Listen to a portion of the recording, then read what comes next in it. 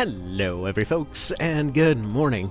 Okay, so after what I can only describe as the inexplicable success of the FFTA tier list, today we are going to be taking a deep dive into FFTA2. Now, this is a game that's probably got the greatest soundtrack ever made, as far as I'm concerned. It is astounding. Now, one thing I didn't actually cover last time particularly well is a lot of this list will be based on how intuitive a class will be, as you know, on top of the other stuff that it can do.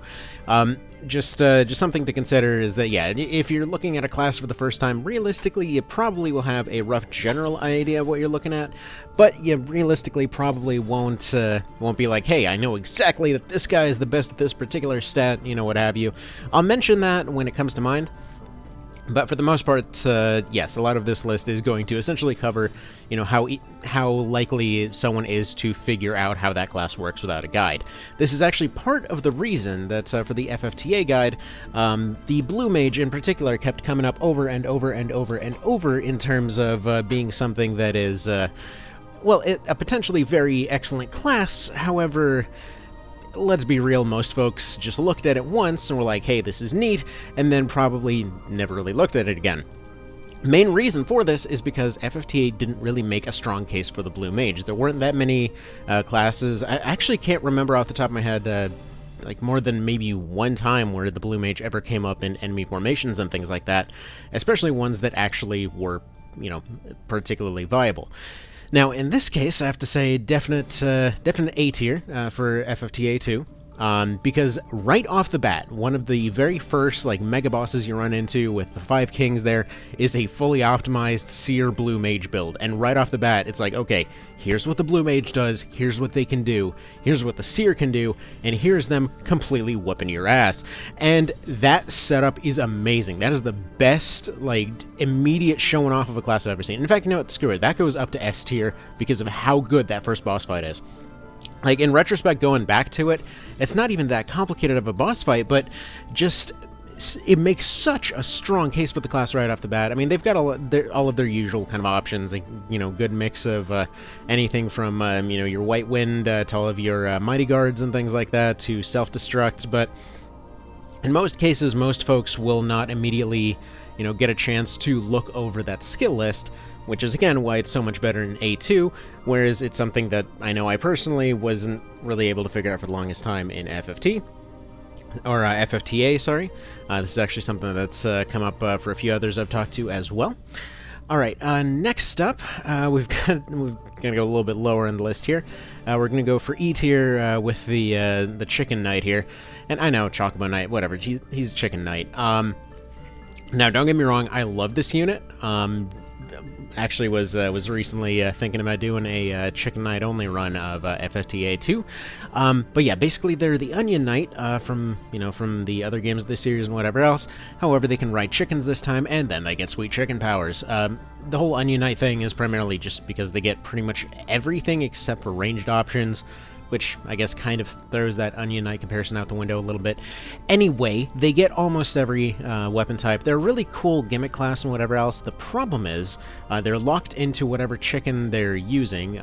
If I recall correctly, if they get knocked out, they have to get themselves a new chicken.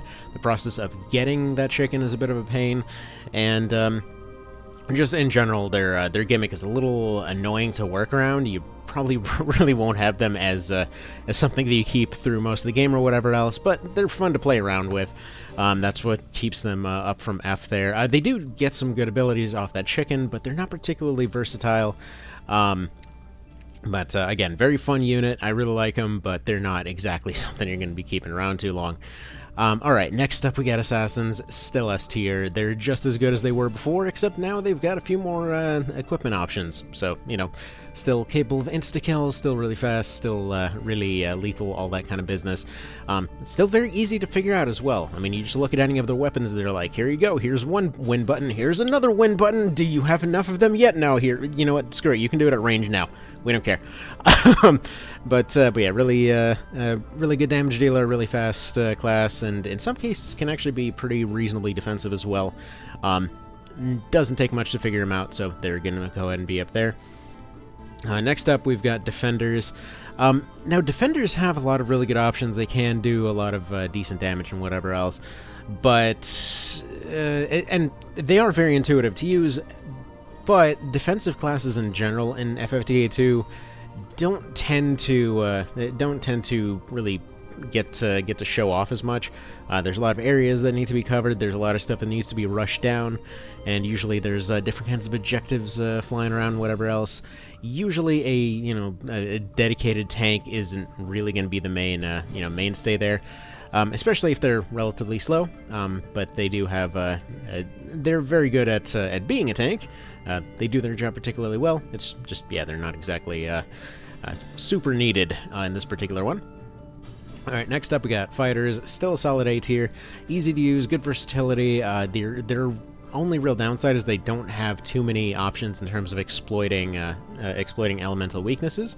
I will say though, a dual wield one with different sword options might potentially be a very good way to counteract that. But yeah, most of their stuff is just straight physical damage. But hard hitter. Good amount of options. They've got decent amount of range. Lots of good gear coverage there, so that'll do the job just fine. Next up, we got fencers. Still an A tier, I believe. Swarm stuff like swarm strike and whatever else is still very good. They've got good stats. If I recall correctly, they were, if not tied, then they were the best in terms of attack for the rabbit ladies. But again, as I mentioned earlier, there's so many classes in this game. If I get some of these details off a bit, feel free to correct it. But yeah, I feel like they're still really good, very fast, good attack. They're low on the defensive side of things, but I've never really felt it too much when using them. They just seem to stay viable through most of the game. It's very simple. They just get a new sword, they get a new debuff or whatever else on there. Actually, one thing I would like to add in real quick, if we can scroll down to them here real quick, is the Spellblade. Now, this is going to seem like an odd one because on paper they are a direct upgrade of the Fencer. Thing is, the Spellblade has a lot of the same type of ideas going on as the Fencer. The Fencer, though, is specializing in all kinds of debuffs and stuff like that. The Spellblade is going more for elemental damage. That all being said, I kind of feel like debuffs in general are just going to give you more utility. Not to mention Spellblade's moves, if I recall correctly, were like 50% to 2 times as much in terms of cost. They do get better defensive options, and they got a sweet coat, so I guess that'll boost them up to being about the same. But I feel like they're slightly worse than the Fencer, especially because they take a little bit of extra effort to get going. As I recall correctly, their unlocks were a little bit weird. But yeah, very stylish looking class. I just feel like they're a very odd situation next to the Fencer. Like here, we've taken your entire skill list, and I mean, there's never even a reason to have these two's abilities next to each other, because as far as poison, paralysis, most of that kind of stuff, I think it's mostly the accuracy moves that the Spellblade doesn't have. They just kind of replace the accuracy stuff with elemental stuff. Strange, but whatever, it's there. Next up, we got the Elementalist. See, okay. Here's the thing. This one will vary. I'm going to put it in C because this can vary a whole lot. So, double cast units and stuff like that came up a whole lot for the FFTA list. That said, though, you didn't see double cast come up very often in terms of the game actually showing you that it existed. If you did the stuff in the right order, you might eventually find the equipment to allow for double cast, but there's a pretty decent chance you might not have necessarily run into all of that stuff for it. Now, for these ones, yes, if they have something like that where they can exploit elemental weaknesses, they can essentially spam that pretty much any ability very easily. But again, they're kind of like a cherry-tapping class, in a way. As I recall correctly, their stats were pretty decent, but it's just a matter of they have to be in the right situation at the right time, so kind of a C. I don't know, I still don't like them very much, but a lot of folks seem to be very particular about insisting that they're a very good class. So we're going to go ahead and leave them in C and just kind of leave that there as a compromise. Next up, we got Bishop. Now, This one I've seen mentioned as just being terrible. I personally feel like they're really versatile. Just because a lot of their mainstay attacking moves are essentially stuff that not many things will innately have a resistance against, or might be something that you might otherwise not really carry a dedicated role to fight against. So, for example, stuff like tortoises, I believe those ones were like weak to wind and stuff like that. Something like that is particularly handy because you essentially have a healer that can switch over to dealing with weird enemies that you, again, might not have somebody dedicated against. So that's just kind of handy to have there. Alright, next up on our list, speaking of unusual hybrid classes, we have the Green Mage over here. Now, okay, this one's going to come down to some personal bias because I know, overall, the Green Mage is just kind of odd. It's specializing in all kinds of debuffs and whatever else. It's, functionally speaking, the Tactics Ogre Witch, wherein they literally only specialize in debuffs and things like that, and you know, hitting stuff with a stick, or a mace in this particular case. Okay, another slight disruption as my dog decides that rattling around a very loud bone, like right next to my foot, is the most important thing to do right now. Anyway, so here's the thing. I personally love the Green Mage there just because of that whole, like, debuffs only gimmick.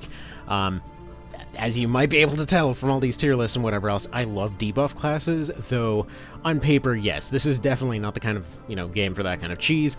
However, if there's particular rule sets in place, or if you have a particular law on that day that, well, I mean, the laws don't change by day, but if you have a particular law on that map that you need to get around, realistically, they may be able to get stuff done. So if you're looking for, like, a pacifist pacification unit or whatever else, there you go. Their accuracy is a little bit lackluster, though. Kind of keeps them from going higher, but personally, I found them really effective in terms of just being an overall shutdown unit, so there's that. Alright, next up we got the Gladiator. Again, flying up to A tier, basically the fighter, but they're elemental flavor this time. But they don't have as many of those kind of accuracy moves and whatever else. They still have some of the spin stuff and whatever else. They're very much similar and everything else. They're a bit more versatile than the fighter, so we'll put them slightly higher, technically. Since folks have pointed out that I'm technically doing the tier list thing wrong, but whatever. There we go. We'll put them there. Yeah, I just feel like they're slightly better in terms of having that versatility there. They only have access to basic elements, though. So, for example, having a Gladiator and a Bishop, the two are able to cover each other very well in terms of having your options available, and while still having a good mix of different ideas on the field there. Alright, next up, I still feel Gunners are S tier. They're, by comparison, they don't feel as good in FFTA2, but still, though, being able to essentially whip out a gun and just, you know, put somebody in a permanent stop state all the way across the map is kind of busted. The class itself is very slow, but most of their abilities don't take very much time to learn, so realistically, what you probably want to end up doing is end up taking something like the Flintlock over here, and well, essentially putting the gunner skill list onto the Flintlock. Now, this might seem particularly strange, because essentially the class that's being put higher on the tier list here is, you know, objectively kind of statistically worse than its upgrade over here. But its skill list is still ridiculously top-notch. In fact, personally, my favorite combination in this one still remains having the gunner, essentially having somebody train as a Mognite, and then just switch them into a gunner, because while their speed growth and everything else might be slow, if they were training as something else, that's not really much of a problem. And honestly, even then, it's still not necessarily much of a problem, because, well, if they're stopping everything every time they attack, well, I mean, they're fine anyway. So we're kind of just splitting hairs at that point. Anyway, so the thing with the Flintlock, both of them and the Cannoneer here, who I will actually put slightly above them, pretty much have the exact same skill list, except their stuff comes off of different equipment.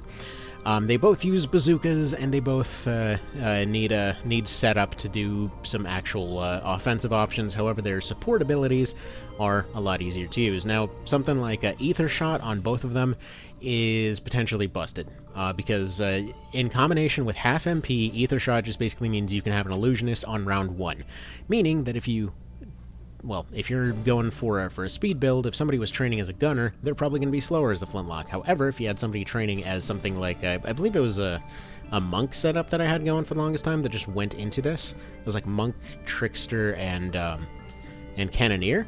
And they seemed to always act right before the illusionist, so they would just, pop an ether shot on them, and suddenly, instant illusion across the map. It's kind of broken. Anyway, so I personally feel that having Lizard Man over here is the better option, but if you need your little man with a bazooka, they're over there as well.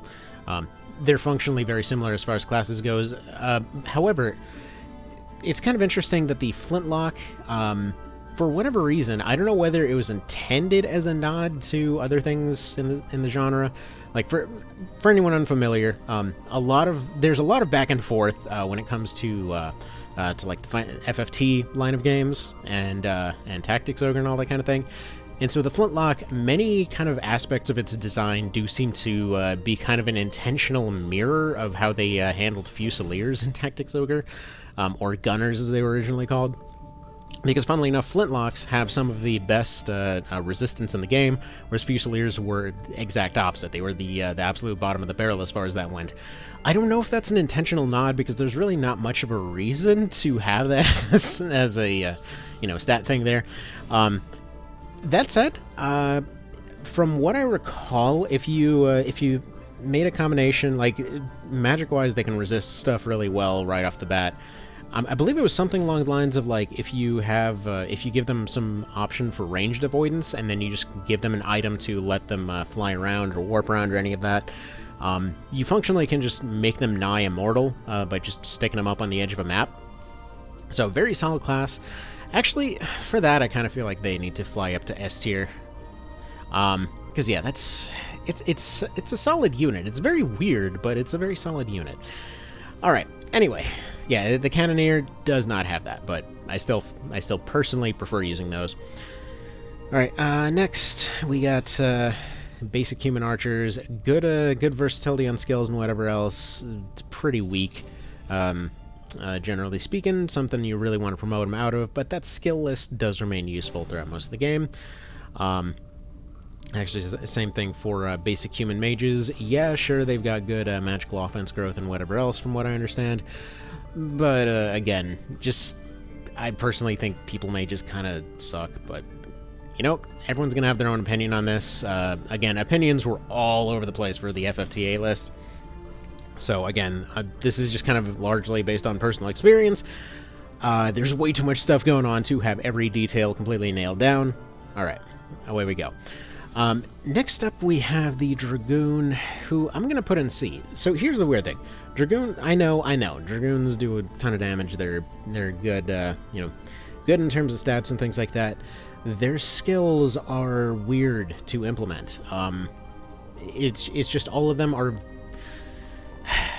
They just don't really have much versatility as far as all that goes. Like, they've got a long-range basic attack, sure. They've got their breath stuff. It's kind of got what the Gladiator has in terms of its options, but its hit area is weird. It's on paper, you're getting 3 extra tiles on that attack.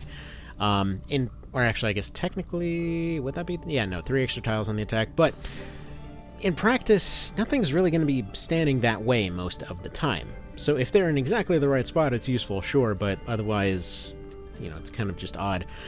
But part of the reason that I'm putting them in C tier is because in FFTA and FFTA2, the game makes an awful case for Dragoons. For some reason, in both cases, they're available early on, and, you have your side quests available early on.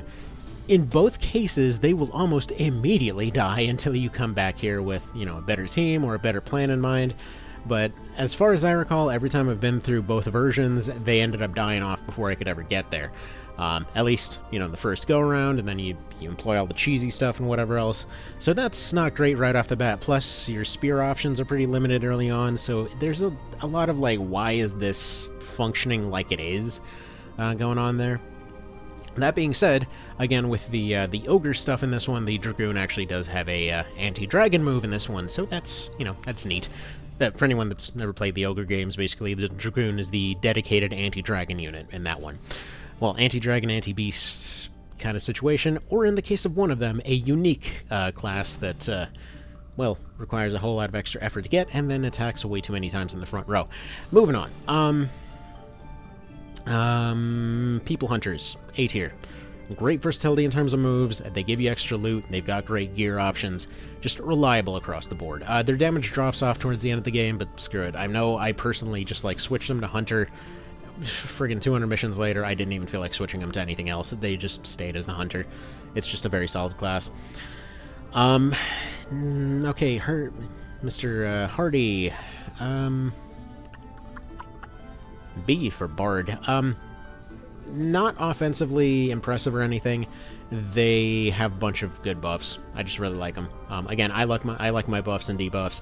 So, while statistically they're not going to be much of a powerhouse or anything, you get them very easily. You've got your buff class. They're good across the board. Nothing to really complain about there. It's basically, again, if comparing with Ogre series there, if you took the songstress and made them not suck, you got the Bard here, which is funny because then all of them were basically going back to the FFTA Dancer and Bard, or sorry, FFT Dancer and Bard, who were respectively busted and useless. Well, actually, no, the Bard was kind of busted. The Dancer was potentially cheesy, but mostly useless. Anyway, moving on. Okay, next up we have the last boss, who goes to F for being utterly forgettable. I've been through this game, I don't even know how many times. I think my original save file has, I don't know, like 400 hours on there. I don't remember what the hell her deal was, and I don't care. She's super forgettable. Okay, next up we got the Geomancer. Gonna go up here, just a bit above the, a bit above the Elementalist here. In terms of their abilities being a bit more useful because of the debuffs attached. The fact that they can fly is pretty handy. They're a bit of an odd one because just everything about Dragon Ladies there it's just kind of odd, I don't know. There's a lot of strange quirks to them, but I remember them being pretty reliable and fun to play around with. Pretty easy to figure out. I mean, Geomancer, they do tiles. It says they do tiles, and that's what they do. So fairly straightforward there. Although oddly enough, I do recall kind of wondering about this my first time through, and then finding it out later. But for whatever reason, I think this is the one here. The Raptor is the one that has the magic stats, not the actual magic class. For whatever reason, the Raptor is just like, it's got all the powerhouse stuff from a lot of the other melee classes. They can fly, and having a flying powerhouse is always going to be good. And for whatever reason, you have to train them as a Raptor in order to make them good as a Geomancer, which I guess technically should drop them down a peg here. Nah, I still like them in B.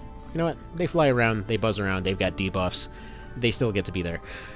Still, though, they just put a whole bunch of kind of weight on the Raptor there. I guess it is their basic class. It's just weird that they have the highest magic growth for some reason. Not really something I figured out the first time or anything, but upon reading up on it, yeah, it's definitely an S tier class in terms of just like, you really kind of gotta do that if you're going for them. Alright, next up we got their Hunter version.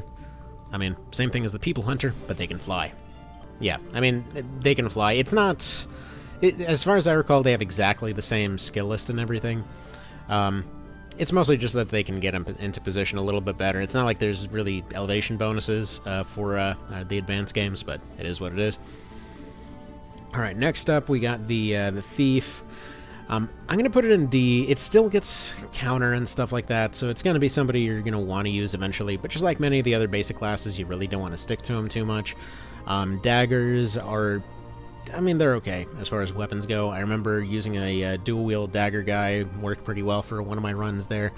That all being said, stealing equipment isn't as important in A2 because you've got the bazaar and stuff like that, so you've definitely got more options in terms of getting equipment. You don't necessarily need to go yoink everything, but, I mean, realistically, it's easy to just set them up for whatever you need to take at any given time. You probably won't have much of a reason to stick to the class for too long. Alright, next up we got the Juggler. Still S tier. Still got all their cheesy stuff, still got their infinite turn potential and stuff like that. They're a nice, beautiful cheese class, and I love it. Alright, mini mages. Yes, I'm still going to put them over here. People pointed out very strongly last time that they've got a bunch of really good growths for the class, or for the race there and everything. Cool. I mean, for removals and whatever else, I personally use them as tricksters and other things. I don't really use them as casters. It just seems weird to me, but, you know, the option's there. I just think they're a caster, they can sit over there. Okay. Next up, Mognite. I'm going to put them up here because they've got some of the better defensive options for the little guys there. Not to mention that you can combine Ultima Sword into a gun, so either of the two ranged classes are able to fire that, which is absolutely broken. So in theory, if you really wanted to spam that over and over, you could essentially just get two flintlocks that also train as Mognites, have them ether shot each other, and then you just kind of nuke stuff from afar. It's beautiful, it's cheesy, and you don't have to deal with the class's inherent slowness. I mean, they will kind of wind up a little bit slow one way or the other. I'm sure there's ways that you can get around that. I don't think it really matters when you can nuke stuff from the entire map away. Either way, do with that as you will. Alright, next up we got People Illusionists. I'm going to put them in B. There's better Illusionist options available. For People Mages, there's way better Mage options available, but Illusion is still a really good skill set. Just because you can get around a whole lot of defenses, you don't even have to aim that sucker, it's just a smart bomb across the map. They are in B, though, because People Mages have... as I recall, they don't get half MP. I could be wrong in that. But they're going to take a longer time to charge up. They're going to generally probably be going through other classes before they get to this point. I just feel like as far as Illusionist options go, that's more of a dog people thing. This one is an S tier, like half MP Illusionist plus a either a flintlock or a cannoneer is just amazing. It's pretty busted. I love it. It's my favorite combo in the game. But either way, your mileage may vary. They're not the fastest class in the world, but it's not like they really need to be. All right, next up, we got the Beastmaster. Still very good debuff class and whatever else. Still good, good buff class. Still a good frontline fighter. Just a very solid overall choice. I don't know why I'm putting it in B. This is an obvious A tier. They're basic, they're understandable, they're available early. They've got good options. I mean, it's basically a blue mage, but you've got them right off the bat there. They're not necessarily as fancy, but they get the job done, and they're reliable. Alright, Master Monk, I'm going to put in C. Reason for this is they do have, as I recall, the highest attack growth and things like that, and they do have a bunch of interesting moves in terms of the monk and whatever else. But the thing is, the monk has a whole lot of versatility in terms of being able to hit everything around them, got all their roll the dice type moves and that kind of thing. The Master Monk switches it out for carrying a stick around and then having a few more specialized stuff like an exorcism option, which I believe the White Monk gets as well, or an insta-kill move or stuff like that. I just feel like they're basically the monk, or the White Monk, but more specialized. And more specialized in terms of just their stuff is a way more niche. I never really felt like it was an upgrade. Anytime that I've gone like from White Monk to Monk, their skill trees have a very similar thing to Spellblade and Fencer here, where they have a bunch of overlap between them, so it's kind of clear that they wanted you to just pick one. And I don't know, I still feel like the basic one just feels more useful. A lot of their stuff was like, hey, this is really cool if that situation ever arises. And more often than not, it didn't. I remember maybe like 2 missions where I was like, hey, I'm really glad I brought the, Master Monk tree along, but, it is what it is. Alright, next up, we got ninjas. They're going to be an A tier this time around. And to clarify, from the FFTA list, yes, I know ninjas have dual wield. The reason that they were where they were last time is because you didn't see it that often in FFTA, and the actual, the process of getting the dual wield sword there was a bit of a thing. You had to kind of go out of your way in order to get it, and realistically, you might not have figured that out for quite a while. I know I was very, very close to actually 100%ing the game before I ended up finding the dang thing when I was doing that. And the class itself, I know, many people pointed out they've got good attack growths and whatever else. Great, so do other classes, and I would personally far prefer having a fighter on the team than a ninja. They've got cherry tapping moves at long distance. Great, they're like a suckier version of the Elementalist in many cases, but, with weapons that are a pain in the neck to get a hold of. So they kind of need dual wield to be good. Like, in most cases, they absolutely need it. However, there's more of those swords available, and as I recall, you actually are able to get a hold of the sword far earlier in FFTA2, so you can get more use out of them, and just in general, since you've got more of those options laying around, you probably will be able to make better use of them. So I found them to be a far better class, especially because occasionally those kind of cherry tapping moves are a bit more useful this time around. So I think they're actually deserving of an A tier this time around. I still think they're pretty crap as an overall class in FFTA, though. All right, moving on here. We've got the what is he? The Brawler or something like that. All right, we'll put him over here. He's basically the monk for the punk guys here.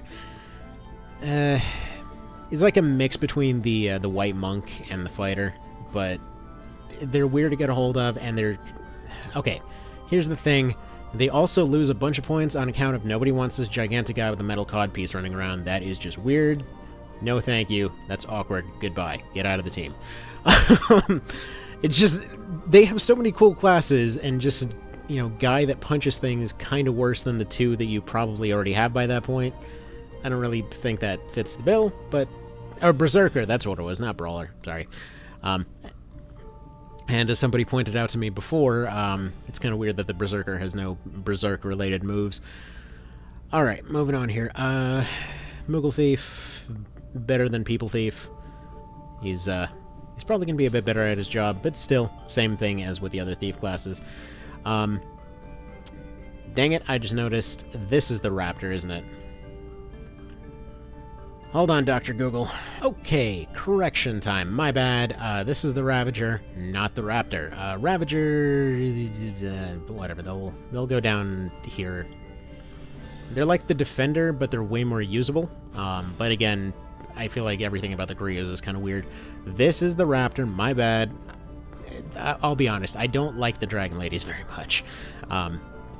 You kinda gotta go out of your way to get them. You probably will keep one or two around as just, the token rep for that group, but anyway.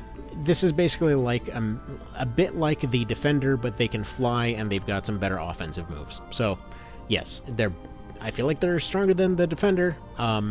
More than likely you probably want to go for something like the Raptor, but either way, good class, and they can fly. I just don't feel like they go for S or A tier. I'm sure there'll be folks offended by that one, but either way, I feel like they're a B.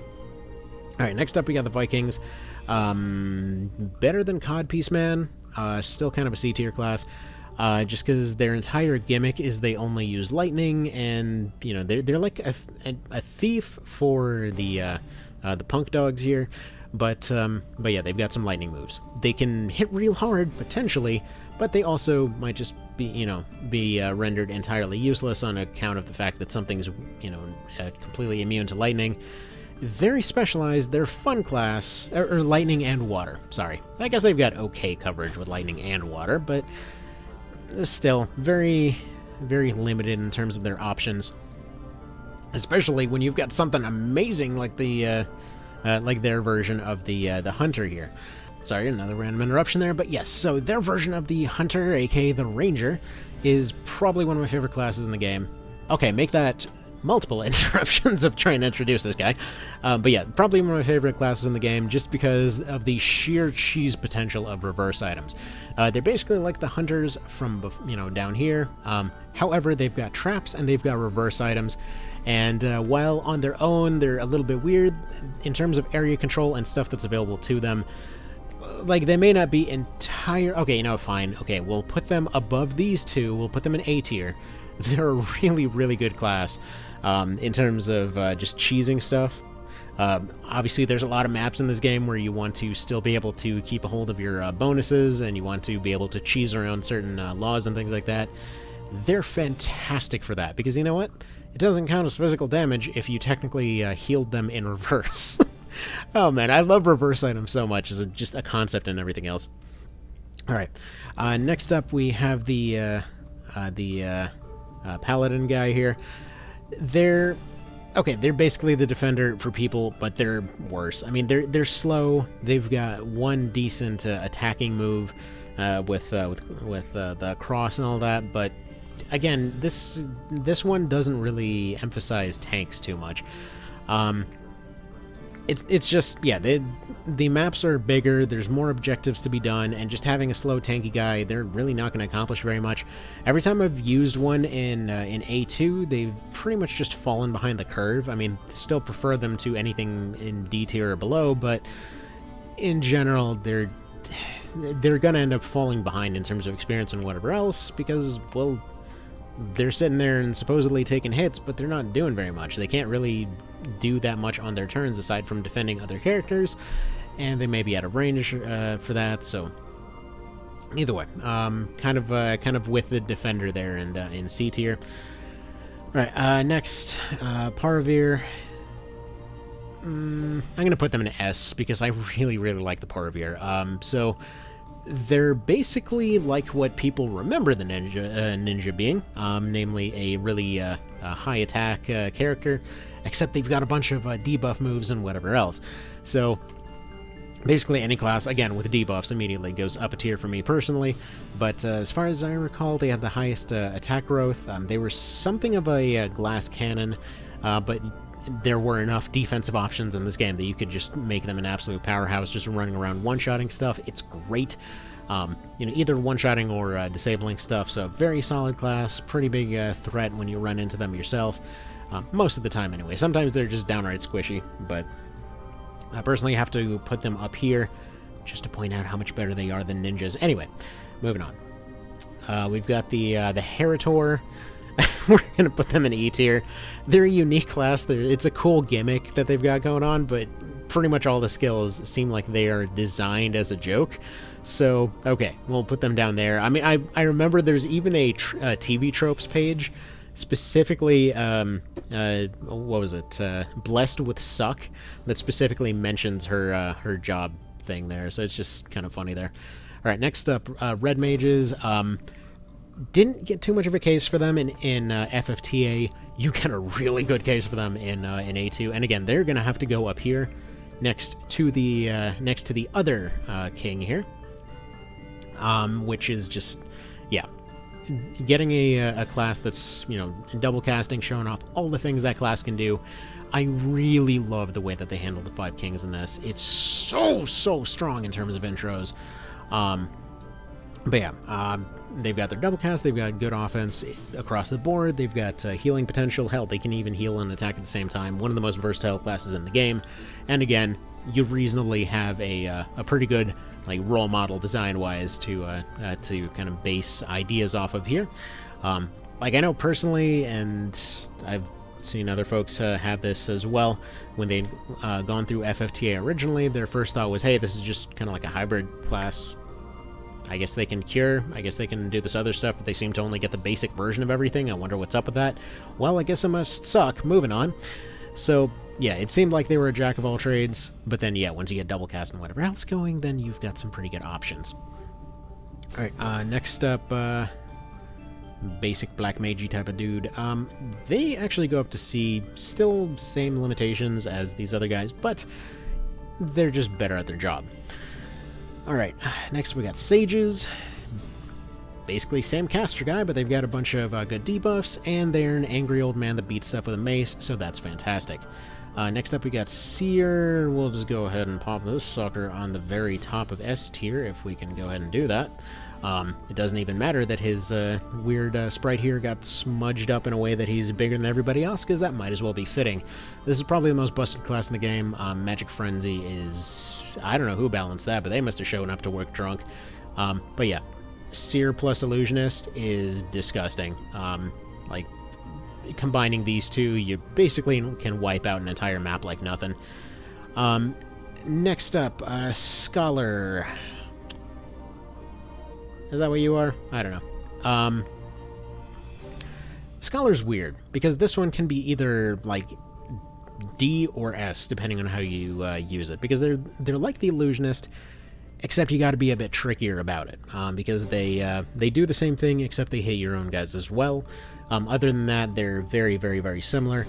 The thing is, if you have everybody already decked out in, in that same thing, you could create a situation where you have, like, Absorb MP, and then you have your Scholar guy that's hitting your own guys, and then you're basically getting MP back, and then you're still damaging the other team and healing your own team at the same time. That's all well and good, and potentially there's a lot of good optimization there, but I just feel like in terms of your build options and whatever else, you have to build your entire team around how this one class works, instead of, like, this dude just does that. So, personally, I think they're a D tier. I know there's a lot of good stuff you can do with them. Anyway, Soldiers, E tier in this one. Still, decent basic attacking class and whatever else. It's just, yeah, you really want to get them out of there as fast as possible. They were sort of okay in FFTA, just because, you had fewer options at the very start. Something like First Aid might be useful, but you've got way more options in A2. Soldier just doesn't really cut it as far as all that goes. Tinker... okay, yeah. We'll put you down here. From what I've heard, they've got good stat growths and whatever. Actually, you know what? Okay. We're going to put you with the Soldier there. They're a fun class to use. I mean, it's basically just a roll of the dice 50-50 on whether it's going to be helpful or not. They can be theoretically useful, it's just they might be very detrimental at the same time. So yeah, that's entirely what they're designed for. Apparently they can be pretty decent stat-wise, but yeah, they're pretty unreliable in terms of their overall skill set. Next up, we got the Dancer. Where do we put the Bard at? We're going to put you at lower than the Bard. So, reason for this, they're basically like the Bard in pretty much every category, but you have to go through a lot of extra hoops to get them. Your team's already established by the time they show up. I mean, you might use them as just an extra, but I don't know. It feels like the same thing, you just get them later. They're there as a reference, so whatever. Sky Pirate, basically a mix of, like, Soldier and Thief. They're alright, I just didn't personally really like them very much. Next up we got Trickster. Okay, Trickster gets to be an A, I think. Actually, do they get a B? Okay, I'm gonna put it as B. I really, really like Trickster. They're probably one of my favorites, but they're pretty unreliable. Admittedly, like, a lot of their stuff is, of course, they're supposed to be like a gambler, friggin' like lounge fiend kind of a situation. And yeah, that definitely goes into a lot of their moves. They don't have the highest hit chances, but they've got a lot of versatility in terms of everything. They're kind of like the Dogman version of the Green Mage in many ways, and the fact that they attack stuff with playing cards is pretty cool. But yeah, they're not much of a powerhouse, but when their stuff works, it looks really cool. So we're gonna put them there. I just don't feel like they really match up to some of the stuff up here, but they're really fun class. Snipers, still S tier, no question there. The White Maid guys, we're going to put them down here with the rest of, or the majority of the basics here. Same thing with the Rabbits, they're about the same. Same thing with the People one, they're just down one tier lower, or one step lower, that's fine. Warriors, I'm going to put...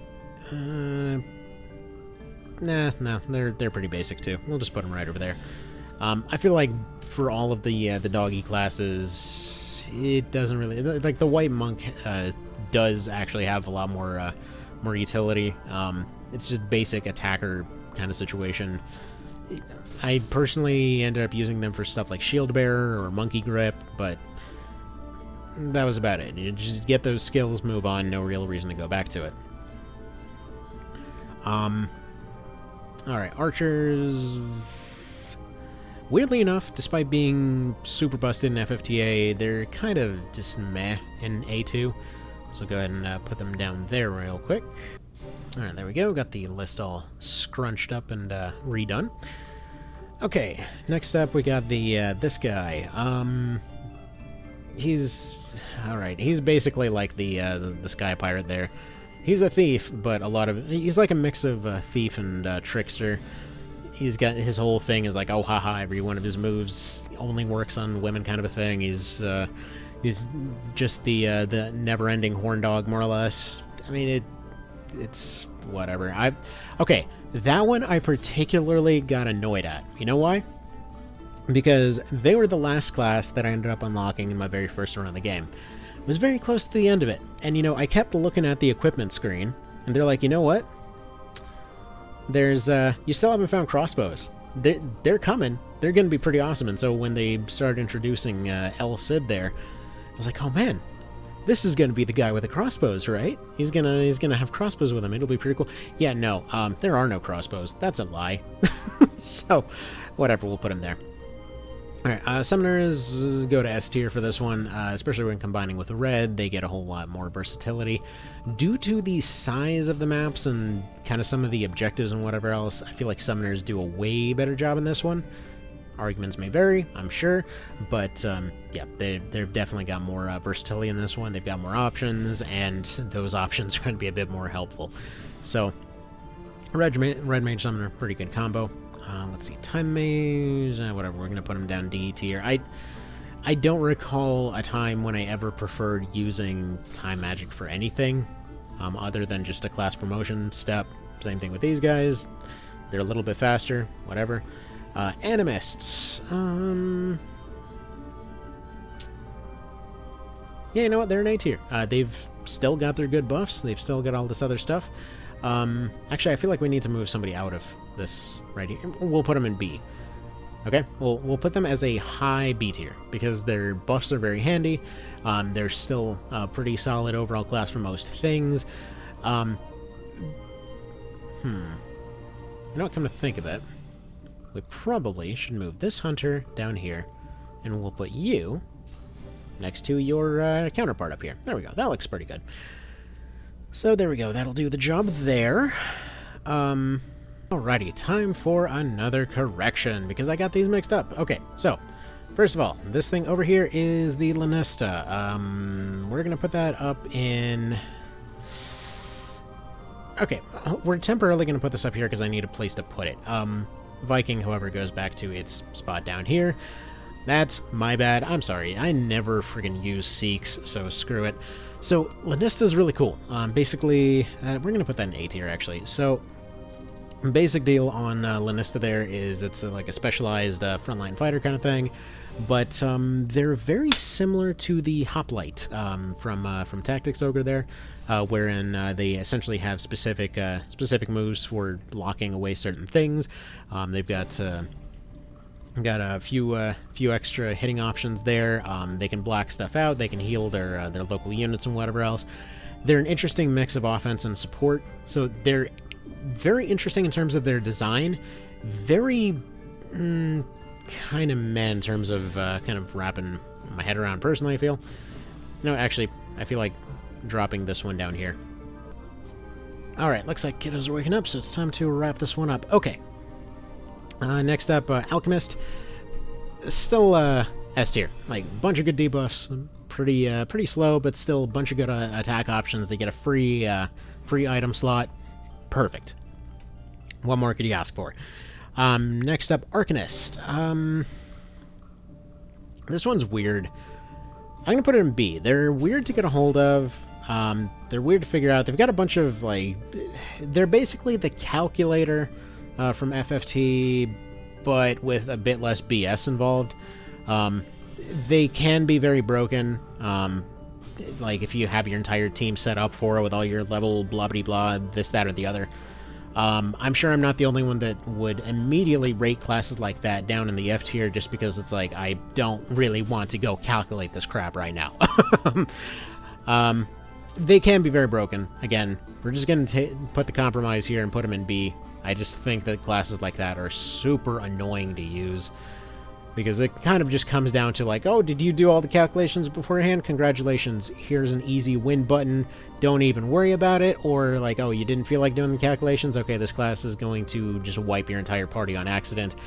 Not a fan of those ones, but whatever. It is what it is over there. And then we have this guy over here who goes down to F. This is the head of Bright Moon Tour. It goes F for F that place, basically. Anyway, so that'll be that for this list. Hope y'all found it fun. Hope it's useful, and I'm looking forward to the absolute torrent of ways that I got this wrong. So you guys have a good one. Take care, and I think we'll do FFT next. Yes, I know, do Fail Seal already. I know, especially after doing FFTA. The only reason I haven't done Fell Seal yet is, I think I mentioned this before, but basically getting the portraits for that one is super weird for reasons. Basically I have to screen cap all of them because for whatever reason the in-game portraits are not saved just the same as the other stuff. No idea why, but anyway, it's just one of those